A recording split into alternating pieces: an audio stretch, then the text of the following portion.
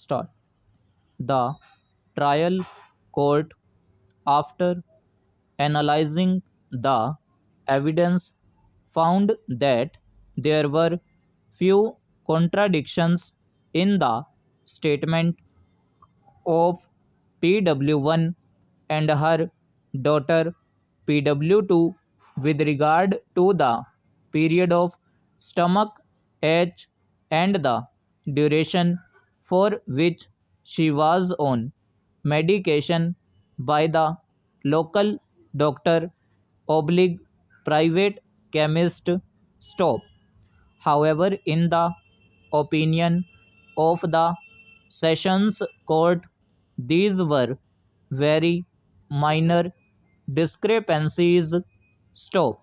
The Sessions Court noted that the prosecutrix was only 9 years old child when the incident happened, and she was only 12 years of age when she deposed in the court, and therefore it could not be expected of her to report each and every fact by giving minute details. Stop. The trial court further observed that both the witnesses withstood the test of credibility, as even after undergoing detailed cross examination, their depositions on vital aspects remained firm and could not be shaken. Stop para. The main argument advanced by the defense before the trial court was that it was a case of inordinate delay, where reporting to the police was 3 years after the incident. Stop. The trial court, however, was not convinced by this argument. Stop. In the judgment given by the trial court, detailed reasons are given which will be discussed at the appropriate stage by us as to how, in the given circumstances, the prosecution was able to explain the delay. Stop.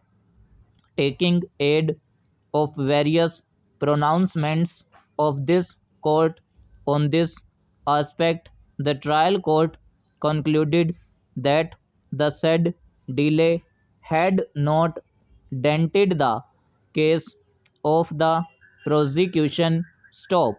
Other argument of the defense that PW1, mother of the prosecutrix, had filed false complaint to implicate the respondent on account of family feud was also not found to be convincing.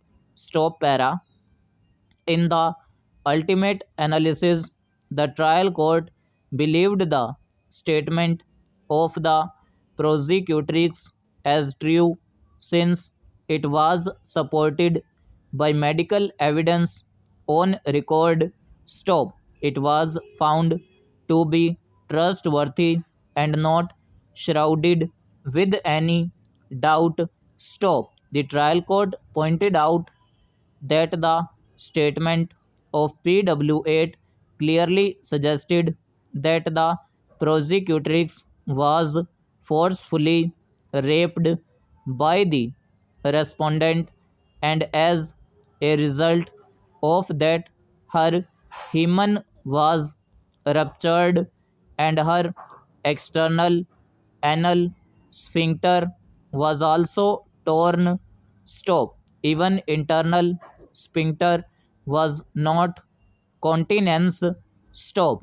She found that anal sphincter of the prosecutrix was not functioning properly. Stop. In the opinion of PW8 on account of injury to the prosecutrix anal sphincter.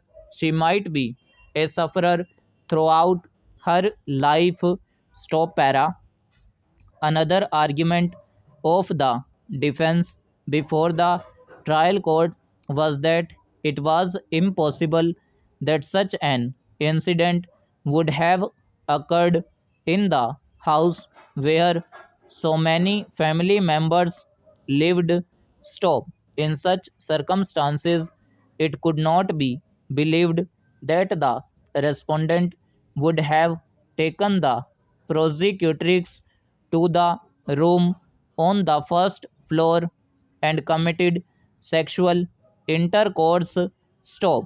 This argument was also brushed aside by the trial court, pointing out that in her cross examination, the prosecutrix has stated that the incident had taken place in the morning hours around 8 a.m.